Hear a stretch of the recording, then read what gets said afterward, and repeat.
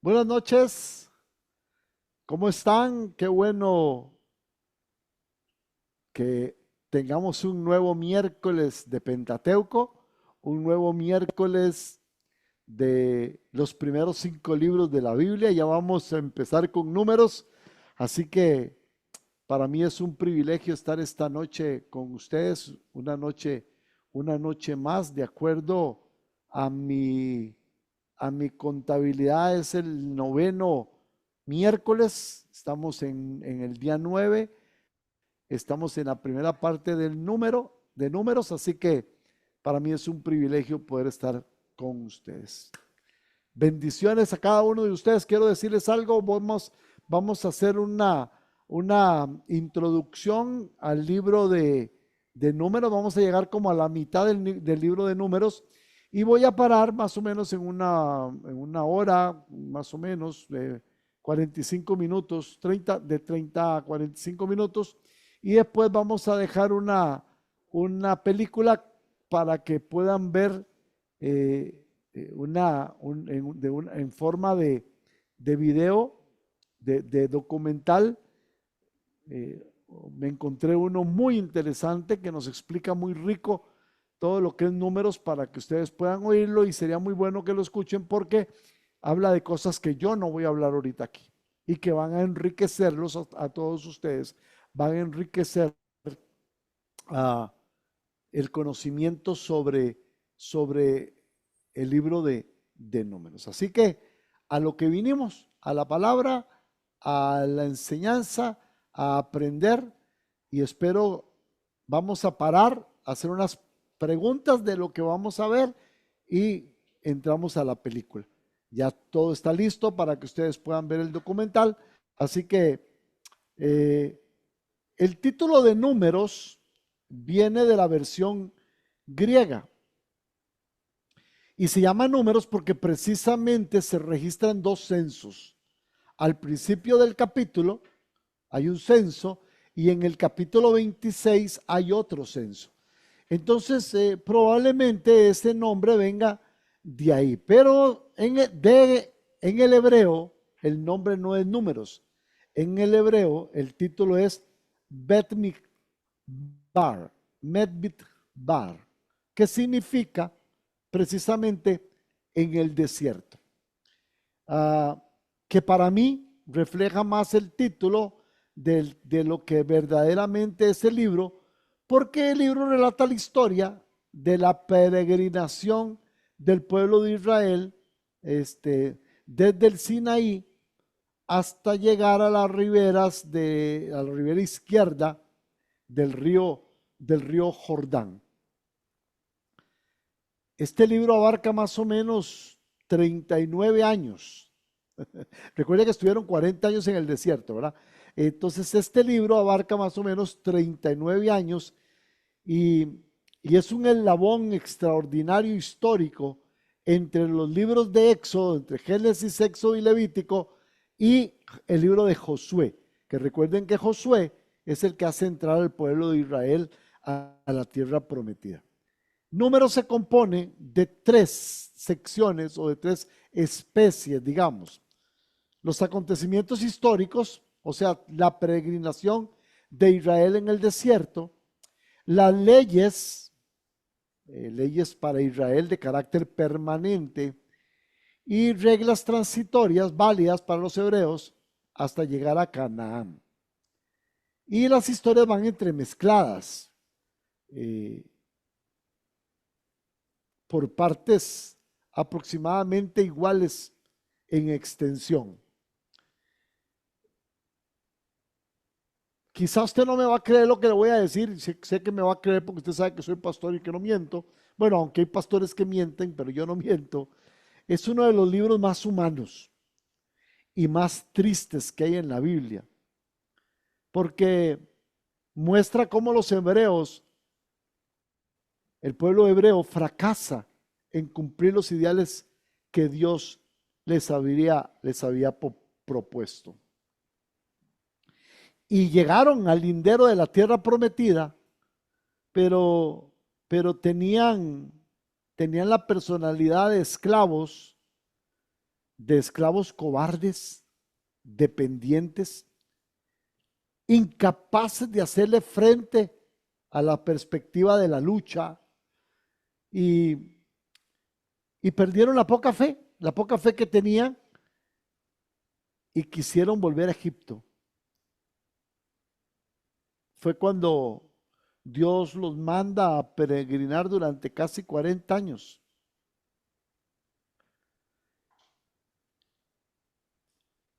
Números relata el primer año y el último año de esos 39. ¿Y qué pasó a los otros 37 años, pastor, que quedan en el centro? Nada. Esos años intermedios de apostasía no aconteció nada de valor religioso como para que fuera documentado. Era un pueblo caminando por el desierto. No hubo nada religioso, nada extraordinario, nada que apareciera. Podría decirse que Números es una historia trágica de la falta de fe, trágica de quejas, de murmuraciones, de deslealtad y de rebelión, que como consecuencia toda la degeneración que había visto las maravillas de la liberación de Dios de la esclavitud de Egipto, pereció en el desierto esa generación sin entrar a la tierra prometida. Solamente 3 hombres sobrevivieron hasta el fin del relato de este libro de Números: Moisés, Josué y Caleb. Y solamente 2 de esos 3 entraron en Canaán, que fueron Josué y Caleb. Dios tuvo que levantar una nueva generación de hebreos, instruidos en las leyes divinas y preparados en las leyes divinas y preparados para conquistar Canaán. Es una historia triste, sí, una historia triste porque en esos 39, 37 años, bueno, esos 39 años, el pueblo de Israel vagó por el desierto mientras se iban muriendo, mientras se iban quedando en el desierto. Y al final del libro de Números solo quedan Moisés, Josué y Caleb.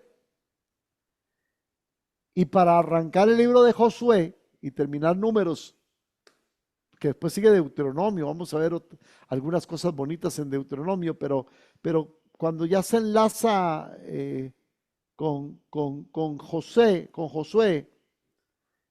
solo están Josué y Caleb. Dios tuvo que levantar una nueva generación. La vida en el desierto era salvaje, era incierta, era como estar en el lejano oeste. Y desarrolló en ellos una personalidad distinta a la que ellos tenían de hombres esclavos. El pueblo de Israel se acostumbró a la dureza, se acostumbró a soportar la escasez de comida y de agua, se acostumbraron al peligro continuo del ataque repentino de pueblos nómadas del desierto.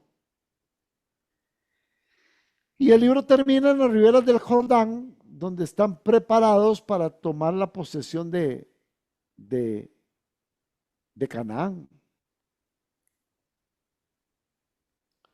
Recuerde que nosotros arrancamos con Génesis, después vimos Éxodo, después vimos Levítico, ahora estamos en Números y vamos a terminar en unas 2 semanas con Deuteronomio.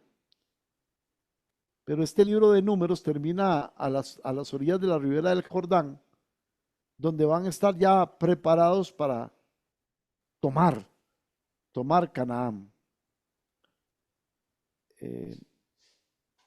Israel había pasado casi un año en el Sinaí, tenían las leyes ya, habían construido el tabernáculo y ahora estaban listos para marchar hacia la tierra prometida. Y entonces al inicio del libro se organiza un censo, porque era importante saber qué teníamos, y organizar a tan numerosa cantidad de personas era una tarea grande, era una tarea compleja, era una tarea que llevaba trabajo, y era preciso establecer leyes, era preciso establecer el orden en el campamento, porque se iba a marchar por el desierto tamaño poco de tiempo. Y el primer paso para organizar a Israel era saber cuántas personas, cuántas eran, saber quiénes eran y con quién y con qué se contaba. Era necesario prepararse para ir a conquistar, era necesario organizarse para la guerra, había que entrenarse, había que preparar un montón de cosas antes de entrar en ese desierto. Recuerde que el servicio militar en ese pueblo de Israel en ese momento era obligatorio, casi sin excepciones. A partir de los 20 años, todo aquel que cumplía 20 años tenía que entrar al ejército de Israel. Y cuando se hizo el censo, arrojó cifras interesantes, y ahí están registradas en el libro de Números. Habían 603.500 hombres de guerra, sin incluir los levitas, porque los levitas no estaban obligados a cumplir con el servicio militar, porque los levitas su función era sagrada y más bien constituían una guardia especial para el tabernáculo. Curiosamente, el levita no era tomado, cuando cumplía 20 años, no era tomado para el ejército. Todos los demás sí, el levita no. Pero el levita a partir del mes ya era parte del sacerdocio levita. O sea que un niño al mes ya formaba parte del censo levita. Para ser parte del ejército tenía que ser a los 20 años, para ser levita a partir del mes. Jehová manda a organizar a Israel en 4 campamentos, un campamento al norte, otro al sur, otro al este y otro al oeste, y el tabernáculo iba en el centro, y los levitas alrededor de este. Moisés y los sacerdotes iban a la puerta del atrio del tabernáculo, eran los aaronistas, esos iban al frente. Después estaban los de las tribus de Judá, de Isaacar y Zabulón, ahí al este. Al sur estaban Rubén, Simeón y Gad. Al oeste estaban Efraín, Manasés y Benjamín. Y al norte estaban Dan, Aser y Neftalí. Las tribus líderes, las tribus jefes del campamento eran 4. Era la tribu de Judá, la tribu de Rubén, la tribu de Efraín y la tribu de Dan. Esos tenían sus estandartes, sus banderas. Si usted saca conclusiones, recuerde que las tribus al este estaban las de Judá, Isaacar y Zabulón. El jefe de esas tribus, de esa unión de esas tribus, era la tribu de Judá. Al sur estaban Rubén, Simeón y Gad. Entonces, el jefe era la tribu de Rubén. Al oeste estaba Efraín, Manasés y Benjamín. Y el jefe era Efraín. Y al norte estaba Dan, Aser y Neftalí. Y el jefe era la tribu de Dan. Y tenían una bandera con un escudo. Por ejemplo, la bandera de Judá era un león. La de Rubén era una cabeza humana. La bandera de Efraín era el símbolo era un buey. Y en la de Dan había un águila.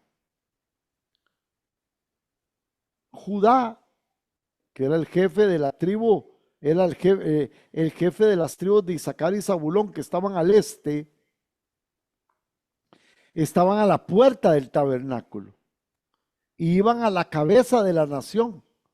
Cuando el pueblo marchaba, se debía a su superioridad numérica, pero también puede ser que iban adelante por honor a la futura casa real que vimos en la profecía de Jacob. La organización de Israel era totalmente militar, ya era una organización militar. Estaba el mero, el general de generales, era Jehová. Jehová era el jefe supremo. Y cada tribu tenía una posición importante en el campamento y tenía su capitán. Y la tienda de Dios, que iba en medio de ellos, con los levitas que acampaban inmediatamente en torno del santuario, y era la guardia de honor y la guardia de servicio de la tienda. Dios era el que dirigía los movimientos del pueblo por medio de la nube. Y déjeme decirle algo interesante, y no quiero dejarlo pasar. Nosotros, la iglesia, tenemos que aprender a guerrear, porque nosotros estamos peleando contra las fuerzas de maldad. Y tenemos que tomar la tierra prometida también. Ahora, las armas nuestras no son carnales, no son flechas, ni espadas, ni lanzas. No, no. Pero nosotros deberíamos también de sentarnos y hacer censo y hacer un cálculo, hacer un costo de la lucha que vamos a tener, de ver los recursos que tenemos antes de emprender cualquier proyecto. A nosotros también nos conviene sentarnos como iglesia y calcular el costo de la lucha que vamos a tener, los recursos que vamos a necesitar para emprender un proyecto. Nosotros deberíamos de organizar bien las actividades, cómo ganar las almas, cómo conquistarlas, cómo evangelizarlas. Si vamos a construir el templo, sentarnos y calcular.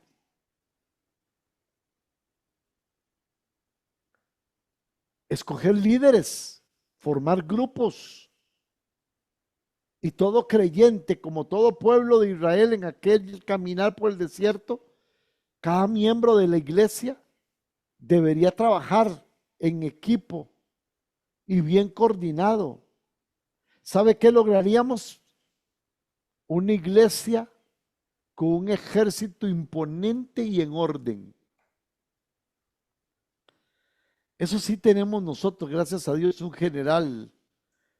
Bueno, el general de generales que nos dirige, pero tenemos un buen general que se llama Vladimir Rivas. Es nuestro general que tiene bien organizado este pueblo, este ejército. No podía dejar de hacer ese comentario. Recuerde que todo primogénito le pertenecía al Señor. Todo primogénito era de la familia, todo primogénito de la familia de Israel, todos le pertenecían a Jehová. Lo que pasa es que Jehová tomó una tribu, la tribu de Leví,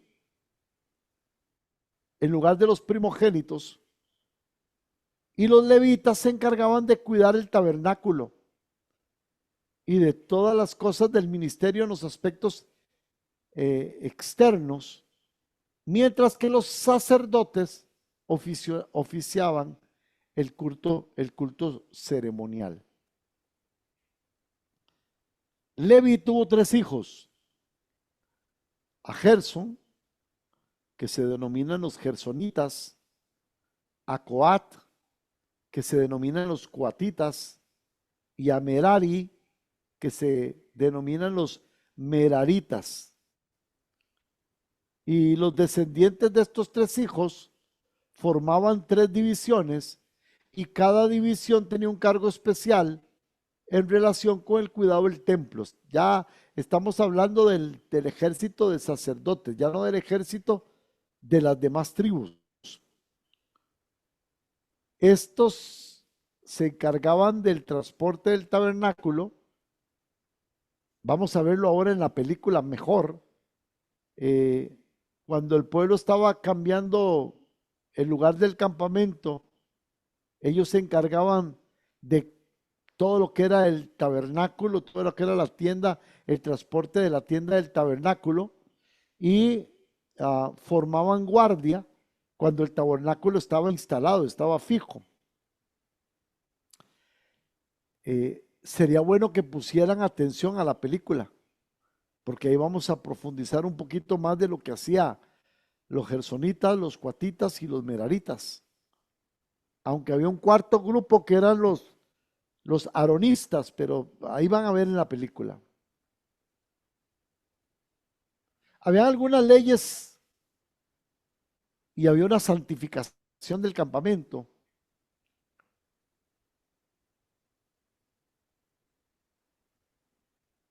Para mantener la santidad del campamento, así como la higiene del pueblo. Cuando alguien se convertía en impuro, había que expulsarlo del campamento. No podíamos contaminar el campamento con gente impura. Alguien se podía haber contaminado tocando un muerto, por ejemplo, y Dios quería enseñar a Israel que cuando uno fallece y su espíritu va hacia el Señor, el cuerpo ya no es de valor, sino que es algo de desecho para sepultar.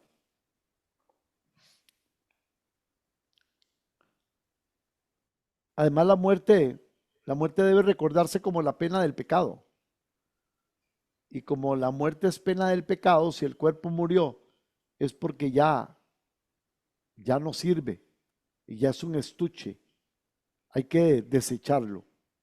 Así que si alguien tocaba un cuerpo de un muerto, estaba tocando algo inmundo. Se contaminaba y tenía que salir del campamento hasta que hiciera todo lo que hablaba el ritual para dejar de ser contaminado. Había una ley sobre los celos, y esa ley sirve tanto de severa advertencia a la mujer propensa a cometer adulterio, como de protección a la mujer inocente en caso de que las sospechas fueran infundadas por parte de un celoso marido. O sea, que había una ley sobre los celos porque había mujeres que eran propensas a cometer adulterio. En todo tiempo hay, mire. Pero también a veces un marido celoso podía acusar a la mujer y había que protegerla. Entonces habían leyes.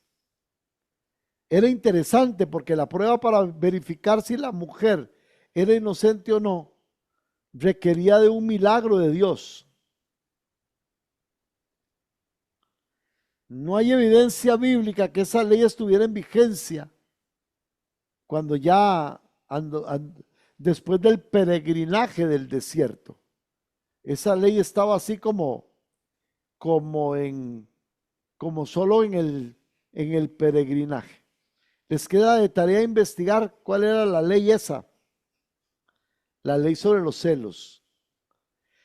También estaba el voto de los nazareos. La palabra nazareo significa separado, consagrado. Por lo tanto, alguien que tomaba el voto de nazareo era alguien que se separaba para Dios. Era un voto voluntario, no era obligado. Yo no podía exigir a nadie a tomarlo. La gente lo tomaba voluntariamente. Y habían casos especiales, como por ejemplo Sansón. Sansón era nazareo. Para un hombre o mujer podía ser por toda la vida, como Juan el Bautista, que Juan el Bautista era nazareo y era nazareo para toda la vida. Pero por regla general, la persona que tomaba los votos del nazareo era por un periodo señalado, por un periodo que se enmarcaba. Habían tres requisitos para ser nazareo. Cuando yo tenía, eh, tomaba los votos de nazareo, habían tres requisitos. Número uno, no podía tomar vino, no podía tomar licor. Debía de abstenerme a tomar el fruto de la uva. El fruto de la uva para Israel simboliza gozo, el gozo natural. Así que el nazareo no podía disfrutar el gozo natural, debía de buscar el gozo en el Señor. Así que no era el gozo del vino, sino el gozo del cielo. El segundo requisito es que no se podía cortar el pelo, el cabello. Todo el nazareo se dejaba crecer el cabello, era una señal de que tenía votos de nazareo. Eso significaba que consagraba su fuerza y su virilidad al Señor. ¿Se acuerda de Sansón, que con el pelo largo era fuerte? Bueno, esa era la idea. Y el tercer requisito es que no podía tocar un cuerpo muerto, ni aún de su propia familia. No podía. Un nazareo no podía tocar un muerto.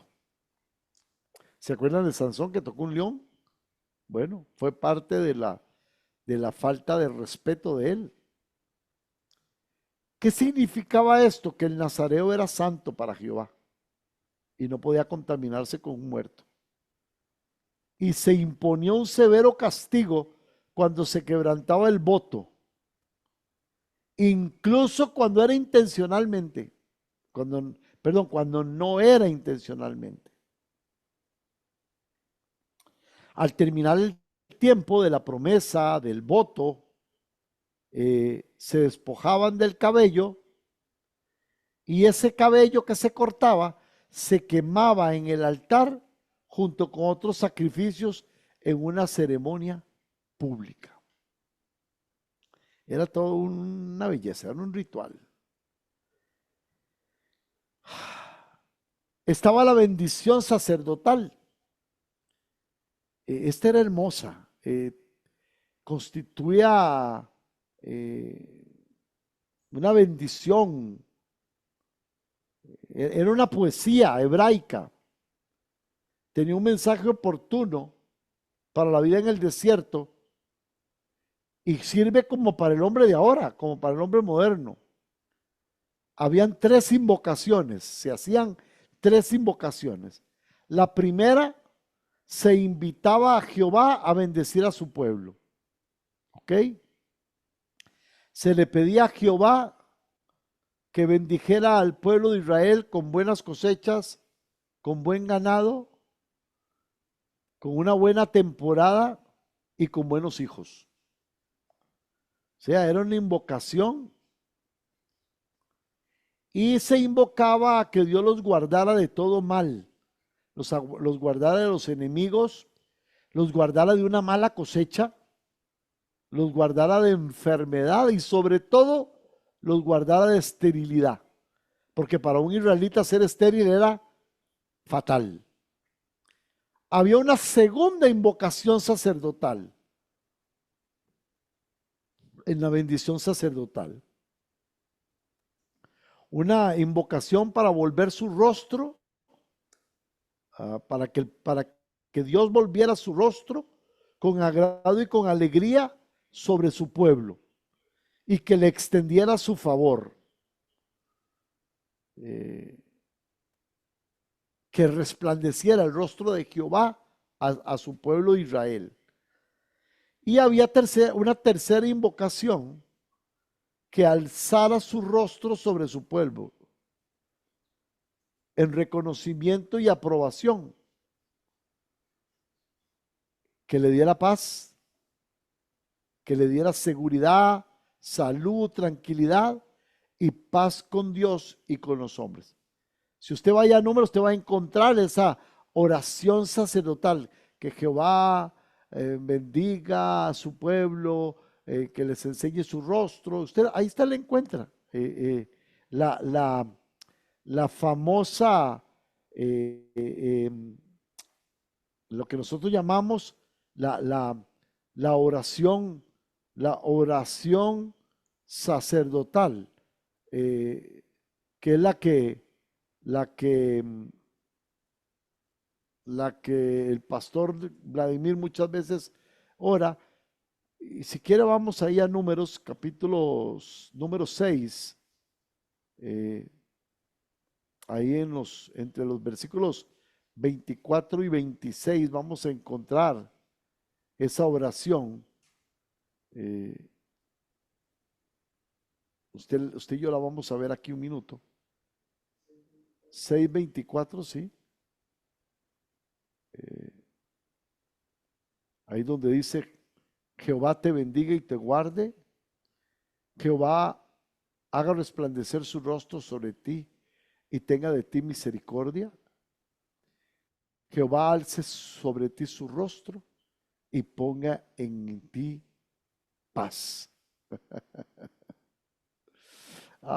Y aquí Moisés le instruye a Aarón y a sus hijos para que bendigan al pueblo de Israel con esa bendición que ya le dije, es una bendición en tres partes, tres invocaciones, ¿verdad? Número uno, invitar al pueblo a Jehová a bendecir a su pueblo con buenas cosechas y con toda esta cuestión. Una segunda invocación para que vuelva el rostro hacia el pueblo de Israel, y una tercera invocación para que alce su rostro al pueblo de Israel y le dé paz. Ahí está la bendita oración sacerdotal. También habla de las ofrendas de los príncipes de Israel. Recuerda que hay 12 príncipes de Israel, 12 príncipes de las tribus, que donaron una ofrenda espontánea y muy generosa a Jehová, dando ejemplo a los adinerados de contribuir con el sostén y la promoción de la religión hebraica, judía. Presentaron 12 días de ofrendas, 12 días de dádivas. Y la Biblia menciona los detalles de esas donaciones, enseñándonos que Dios nota todos los aspectos de nuestra vida y todos los aspectos del servicio. Luego vamos a encontrar la consagración de los levitas. Para ser apartado, para servirle a la obra del tabernáculo, se hacía una ceremonia especial. Se efectuaba una purificación del levita, se ofrecían sacrificios, se rociaban con agua mezclada con ceniza de las que quedaban después de quemar una vaca alazana. Se tenía que afeitar y se tenían que lavar sus vestidos. El agua pura y la navaja afilada representaban el alejamiento de todo lo que impide a la dedicación espiritual, y señalaban que se purificaba del todo, que no había mancha del cuerpo y no había mancha en el espíritu. Cuando yo leo esto, me acuerdo cómo la palabra de Dios dice que Jesús viene a buscar una iglesia pura, sin mancha. Ay, ay, ay, ay, ay. ¿La encontrará el Señor ahorita? Como decía mi pastor Vladimir, yo creo que Jesús no viene todavía porque nos está dando tiempo, porque la iglesia no está preparada.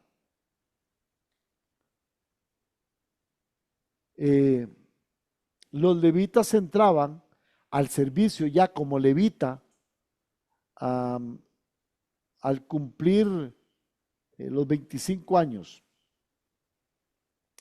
Probablemente entraban como aprendices, ¿verdad? A prueba, bajo vigilancia de los levitas mayores. Y ya a los 30 años eran admitidos al pleno ejercicio en sus deberes.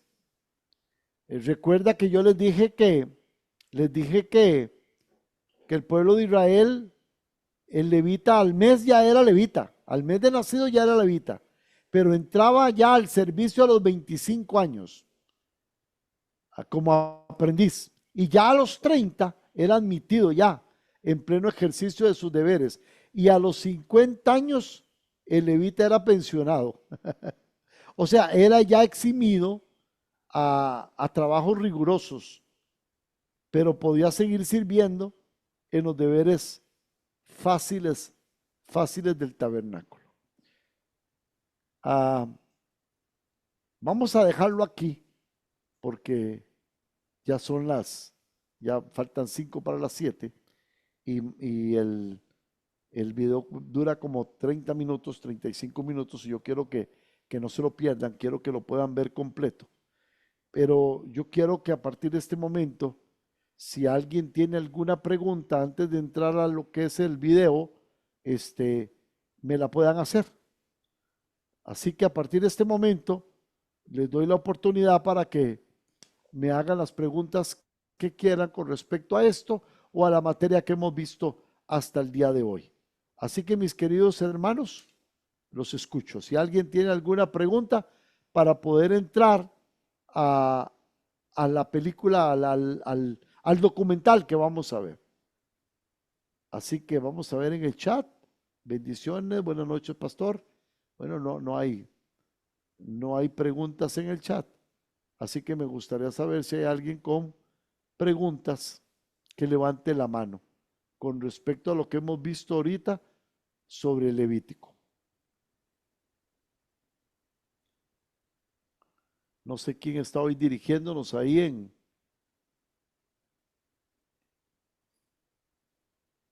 dice aquí una pregunta, ¿qué era lo que representaba a Judá?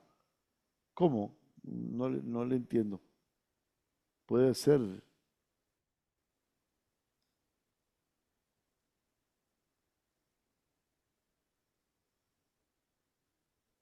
que Pastor, buenas noches. Buenas noches. Mi pregunta es que usted explicó que la tribu de Rubén era representada por una cabeza Ah, humana. ok. Entonces, lo de Judá yo no lo pude anotar. Por eso era mi pregunta. Ya. En el estandarte que tenía las 4 tribus que estaban en las banderas, Ajá. Judá era representado por el león. Recuerda que es el león Ah, de la tribu de Judá, ¿verdad? El símbolo de Judá era el león porque era un animal fuerte y poderoso.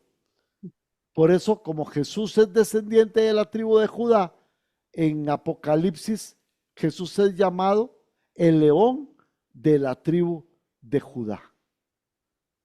Y gracias, pastor. de Sí. ahí salen de la tribu esa de Judá, era conocida porque salían reyes, ¿verdad? De ahí salió David, Salomón, sale de la tribu de Judá. Y el Mesías, ¿verdad? El Mesías que es nuestro Señor Jesucristo, salía de esa tribu, de la tribu de Judá. Pero el que representaba a Judá era un león. El que representaba a Rubén era una cabeza humana y a Efraín un buey y a Adán un águila. Gracias, pastor. Con mucho gusto. ¿Alguna otra pregunta? Levanten la manita ahí y me les abren el micrófono para la pregunta. ¿O quedó muy enredado? No, ahí está. O es la que ya nos hizo la pregunta. Mayra Elía Calles. ¿Fue la que hizo la pregunta? Ok, Sí, yo hice la pregunta. listo. Ya. Gracias, María. ¿Alguien más con una pregunta? Me extraña hoy que no están. Sí está Isaac, ¿verdad? Que siempre pregunta. Sí, ahí está Isaac. Ese hombre siempre me pregunta algo bueno. ¿Alguien que, que tenga una pregunta? Ahí está don Isaac. No me puede fallar, Isaac. Bendiciones, Dígame. pastor. Ya había hecho la pregunta ahí, lastimosamente. ¿En qué se basaron? Porque estoy tratando de releer aquí números Ajá. y como usted dice, el inicio un poquito es difícil, pero ¿en qué se basaron? No lo encuentro yo. ¿En qué se basaron para asignar a cada tribu como cabeza de zona, la zona sur, la zona este, oeste, norte? Pero habían tribus más numerosas. ¿Por qué eligieron a las tribus que eligieron? A ver si le entiendo la pregunta. ¿En qué se basaron para escoger las tribus como jefes eh, Correcto. eh, en, en- ¿cómo se llama? Como jefes en, en- en- en el caminar Sector, por el podríamos decir. desierto. Ujú, sí, sí, correcto. Esa es, ¿verdad? Sí, sí. Ok, perfecto. Déjeme darme así. ah, bueno, ellos se basaron en la organización y la estructura que Dios estableció. Fue Dios el que la estableció para el pueblo de Israel. Las tribus fueron organizadas en un orden específico con cada tribu que tenía su propio estandarte y su líder como ya lo vimos, ¿verdad? Cada líder en el campamento eran Judá, Rubén, Efraín y Dan. Así al este habíamos hablado que era Judá, Isaacar y Zabulón, al sur Rubén, Simeón y Gad, al oeste Efraín, Manasés y Benjamín, al norte Dan, Aser y Neftalí. Ahora, los líderes de cada tribu fueron elegidos por Moisés, siguiendo la guía de Dios. No los eligió porque le quiso, no, Dios instruyó a Moisés. Y estos líderes eran responsables de guiar a su tribu en el desierto. Eran responsables de mantener el orden y mantener la disciplina en el campamento. Y aunque no se menciona explícitamente ahí el criterio para elección de los líderes, de acuerdo a la pregunta que usted me hace, yo saco así como conclusión de que la posición de la tribu de Judá, por ejemplo, fue colocada al este porque era la posición considerada así como más honorable. Y eh, los líderes elegidos probablemente tenían experiencia y eran los más sabios. Por eso les permitía guiar a sus tribus de manera efectiva. Además, creo que eran los líderes más fieles y sabían seguir instrucciones, porque era muy importante en el desierto que los líderes pudieran seguir instrucciones y era escogidos porque a Dios le agradaba. eh, para mí, esas características. Primero, de que era una posición muy honorable y escogió los mejores. Después creo que los escogió por su experiencia y por su edad y después porque eran fieles a Dios. Y los escogió Dios y le dio las instrucciones a Moisés. Gracias por la pregunta, Isaac. Siempre me hace buenas preguntas usted. Lo felicito. Gracias. ¿Alguien más con alguna pregunta?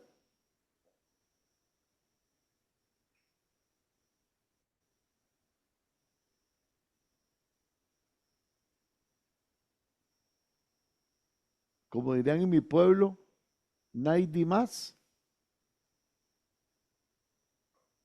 En el chat no hay. Dice José Luis Zárate que casi no escucha. Yo oigo muy bien aquí. Yo no sé si es que habrá alguien que no haya podido también.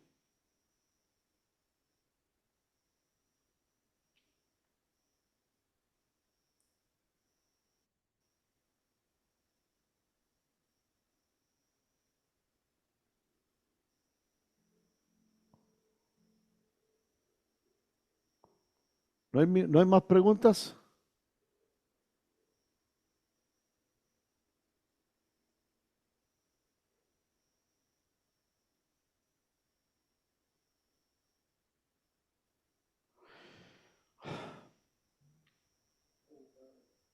Perdón.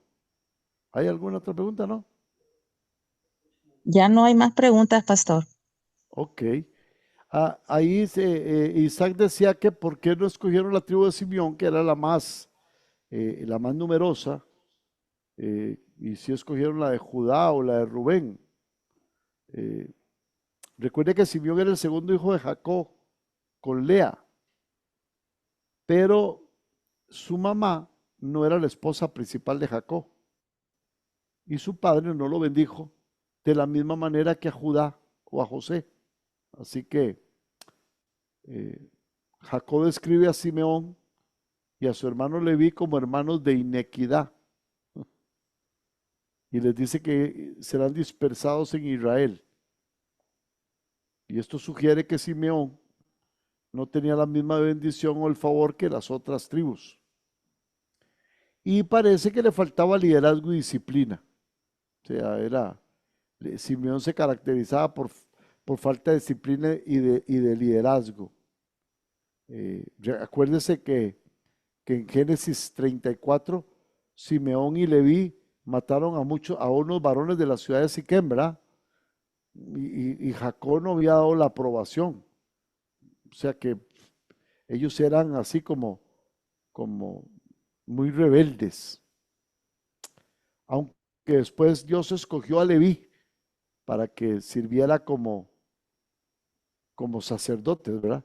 Pero con Simeón no, con Simeón no, Simeón nunca fue influyente, eh, no fue así como Judá o como Efraín, no tenía un papel destacado en la historia de Israel.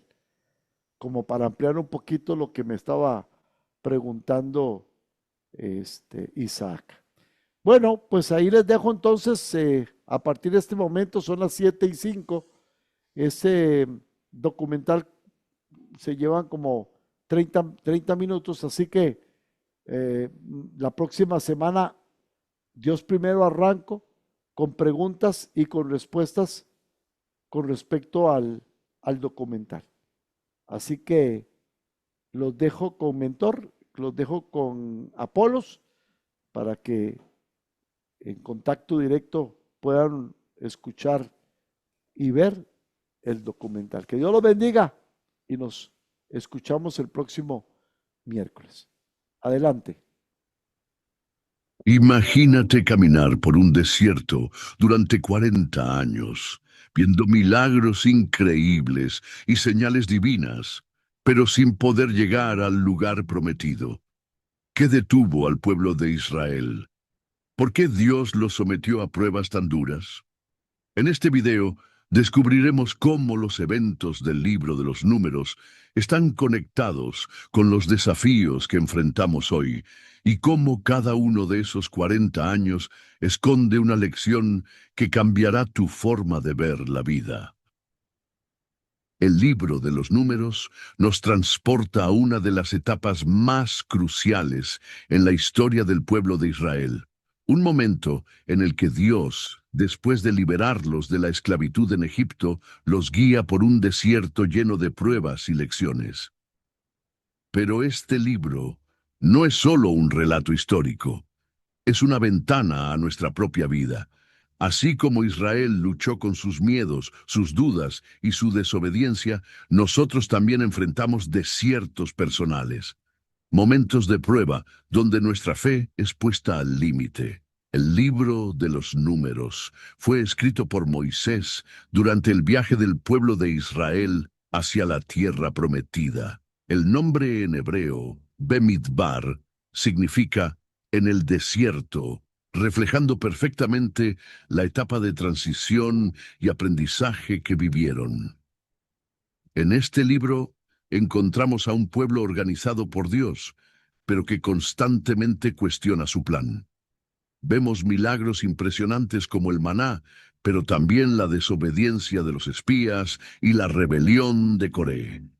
Cada historia es un espejo de nuestra propia lucha por confiar en Dios en medio de las dificultades. En este video, no solo exploraremos los eventos principales del libro de los Números, sino que también aprenderemos lecciones prácticas y espirituales para enfrentar los desiertos de nuestra vida. Al final, descubrirás cómo las promesas de Dios siguen siendo tan válidas hoy como lo fueron para el pueblo de Israel. Te invito a quedarte hasta el final para reflexionar sobre cómo esta historia puede transformar tu vida.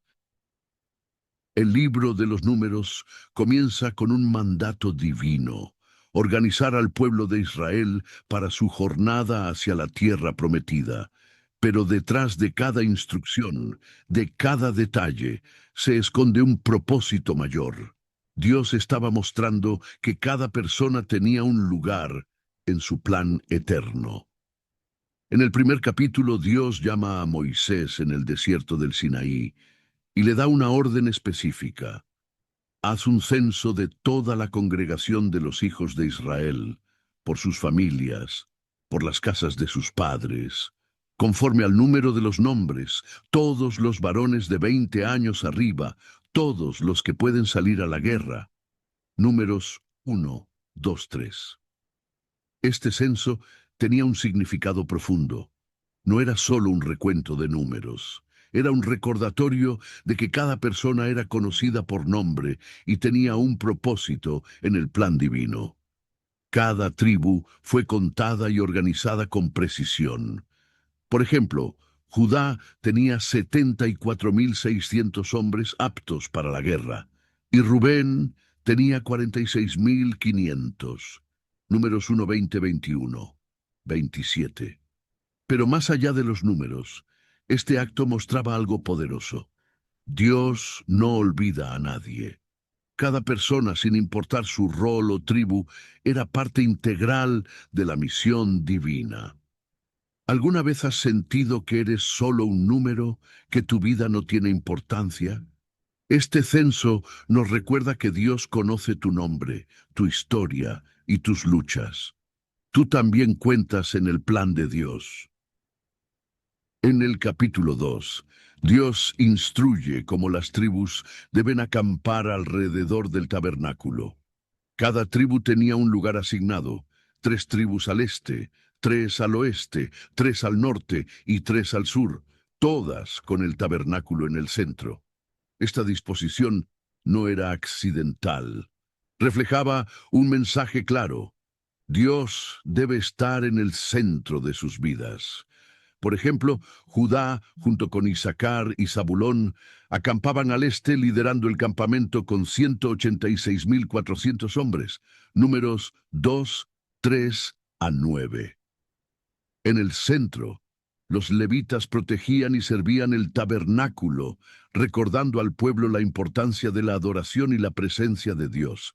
Números 2, 17. ¿Está Dios en el centro de tu vida?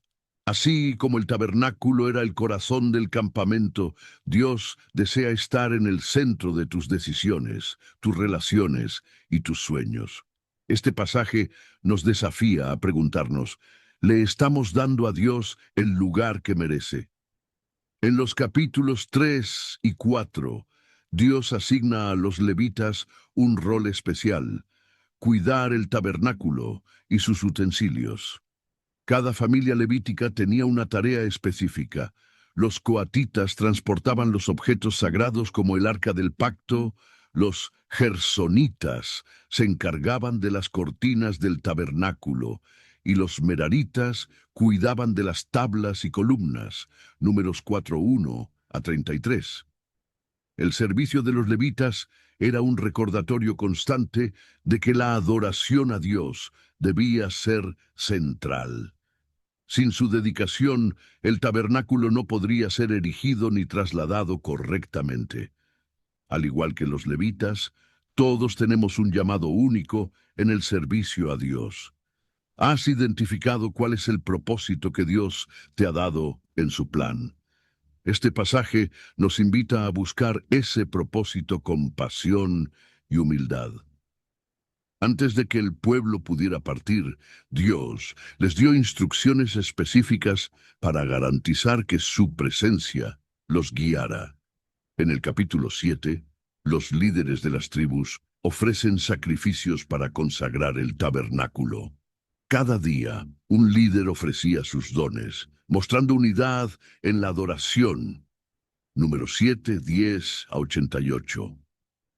En el capítulo 9, Dios instituye la Pascua como un recordatorio de su liberación. Este acto no solo miraba al pasado, sino que también preparaba al pueblo para confiar en el futuro. Finalmente, Dios revela cómo guiaría al pueblo en el desierto, y al levantar la nube del tabernáculo, los hijos de Israel partían, y en el lugar donde la nube paraba, allí acampaban. De día una nube los guiaba, de noche una columna de fuego les daba luz. ¿Cuántas veces has sentido que no sabes hacia dónde ir? El pueblo de Israel tenía la seguridad de que Dios estaba con ellos, guiándolos en cada paso. Tal vez hoy no tengas una nube literal o una columna de fuego, pero su palabra y su espíritu siguen siendo tu guía. ¿Estás dispuesto a confiar en esa dirección? En los primeros 10 capítulos del libro de los Números, vemos a un Dios que organiza, guía y cuida de su pueblo. Cada persona contaba, cada tribu tenía un lugar, y cada paso estaba bajo la dirección divina. Esto no era solo logística, era un recordatorio de que Dios estaba en el centro de sus vidas, llevándolos hacia la promesa. Hoy, Dios sigue siendo el mismo. Él te conoce, te llama y desea guiarte en tu propio viaje. ¿Estás listo para ponerlo en el centro de tu vida y confiar en su dirección, incluso en el desierto? Después de haber sido organizados como nación y de emprender el viaje hacia la tierra prometida, parecía que todo estaba listo para que el pueblo avanzara con confianza. Pero el desierto, lejos de ser solo un lugar físico, también era un campo de pruebas. Allí, las dificultades y las bendiciones de Dios revelaron lo que había en el corazón del pueblo. Este segundo acto nos lleva por una serie de eventos que muestran tanto los desafíos de la fe como la fidelidad constante de Dios. El viaje apenas había comenzado, pero el pueblo pronto empezó a quejarse. Los días bajo el sol ardiente y la rutina del desierto comenzaron a afectarles. Al principio, las quejas fueron vagas y generales, pero Dios, que escucha cada palabra, respondió enviando fuego a las afueras del campamento. Este fuego consumió parte del pueblo, mostrando que sus palabras tenían consecuencias. Sin embargo, Moisés intercedió, y el fuego se apagó. Este lugar fue llamado Tabera, que significa arder. A pesar de esta advertencia, las quejas no tardaron en regresar, esta vez más específicas y más profundas. El pueblo comenzó a recordar la comida de Egipto, los pepinos, melones, cebollas y ajos, olvidando que también estaban bajo la esclavitud. Despreciaban el maná, el alimento que Dios les daba cada día. Decían, nuestra alma se seca, pues nada vemos sino este pan liviano. Moisés, abrumado por la carga de liderar a un pueblo tan insatisfecho, clamó a Dios, ¿por qué has puesto esta carga sobre mí? ¿Acaso concebí yo a este pueblo para que me lo pongas en los brazos? En su paciencia, Dios proporcionó una solución. Llamó a 70 ancianos para compartir la carga del liderazgo con Moisés. Pero también respondió al clamor del pueblo. Envió codornices para que comieran carne hasta saciarse, aunque no sin un precio. Mientras comían con avidez, una plaga los alcanzó, recordándoles que su ingratitud tenía consecuencias. Esta historia nos recuerda lo fácil que es olvidarnos de las bendiciones de Dios cuando las cosas no son como esperamos. El maná era un milagro diario, pero el pueblo lo menospreciaba. ¿Estamos valorando las bendiciones de Dios en nuestra vida o permitimos que la queja nuble nuestra gratitud? En el capítulo 12 vemos una rebelión más sutil, pero igualmente significativa. Esta vez no proviene del pueblo en general, sino de los propios hermanos de Moisés, Aarón y María. Ellos cuestionaron el liderazgo de Moisés diciendo, ¿acaso solo por Moisés ha hablado el Señor? ¿No ha hablado también por nosotros? Sin embargo, la Escritura añade una nota crucial. Moisés era un hombre muy humilde, más que cualquier otro sobre la faz de la tierra. Dios escuchó sus palabras y respondió directamente. Los llamó a la tienda de reunión y les dijo, con los profetas hablo por visiones y sueños, pero con mi siervo Moisés hablo cara a cara. Como señal de su descontento, Dios hirió a María con lepra. Aarón, reconociendo su error, clamó por misericordia, y Moisés intercedió por ella. Dios la sanó, pero la envió fuera del campamento por 7 días como un recordatorio de la gravedad de su pecado. Esta historia nos enseña que el orgullo y la envidia pueden nublar nuestro juicio. ¿Estamos reconociendo los dones que Dios ha dado a otros o permitimos que el orgullo nos lleve a cuestionar su plan?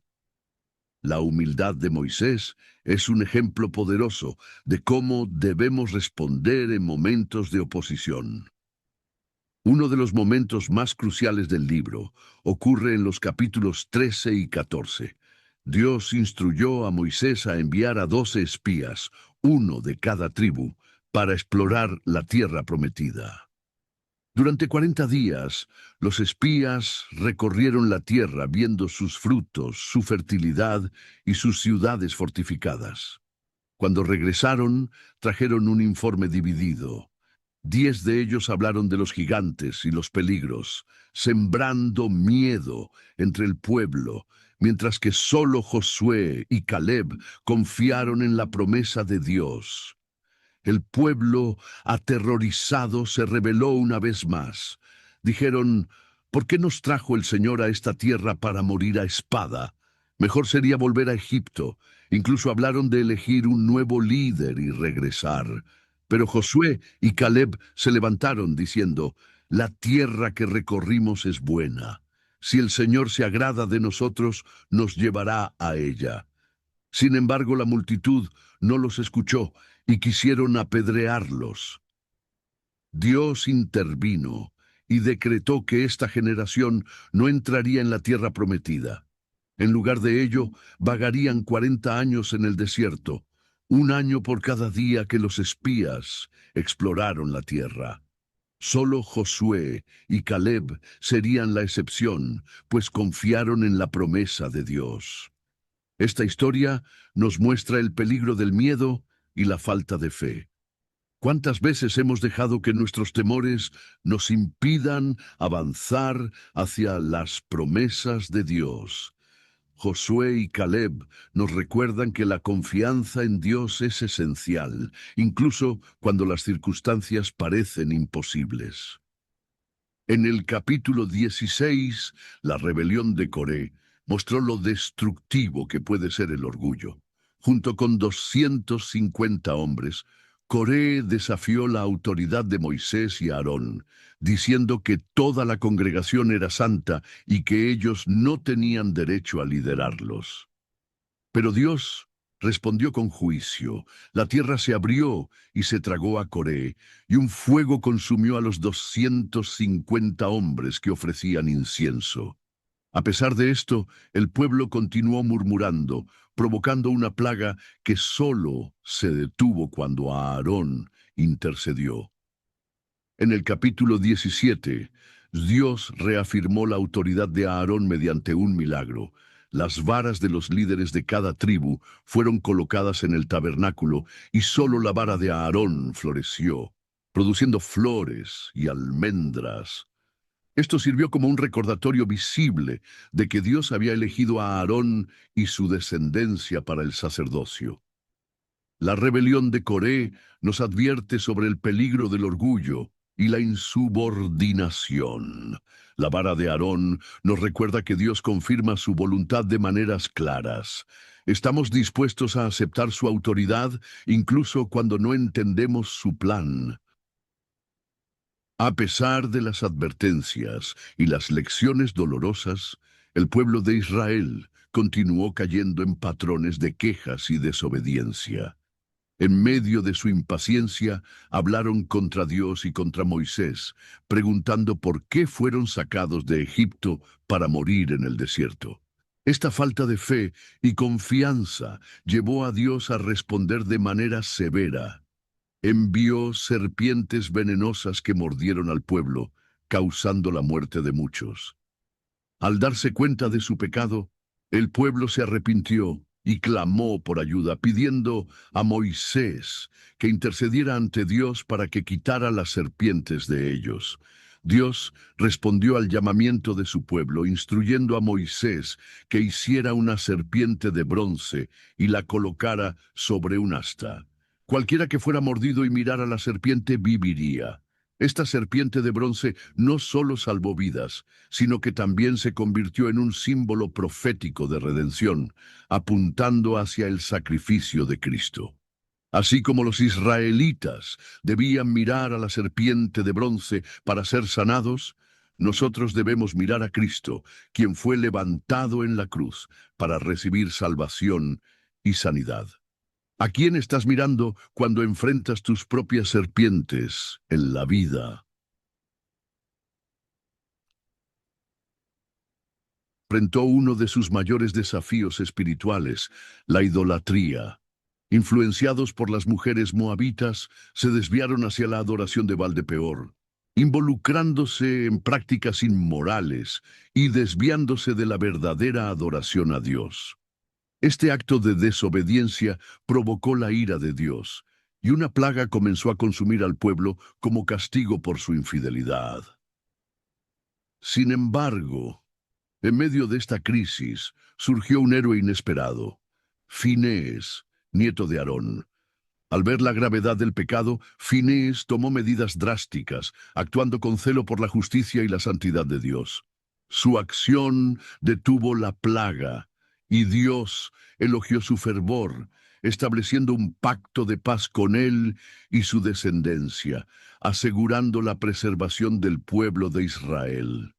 La idolatría puede presentarse de muchas formas en nuestra vida diaria, desviándonos de nuestro enfoque en Dios. Finehés nos muestra la importancia de actuar con determinación contra lo que nos aleja de Dios. ¿Qué cosas en tu vida necesitas eliminar para mantener una relación fiel y pura con Dios? En estos capítulos, vemos al pueblo de Israel enfrentando desafíos que reflejan nuestras propias luchas con la fe y la obediencia.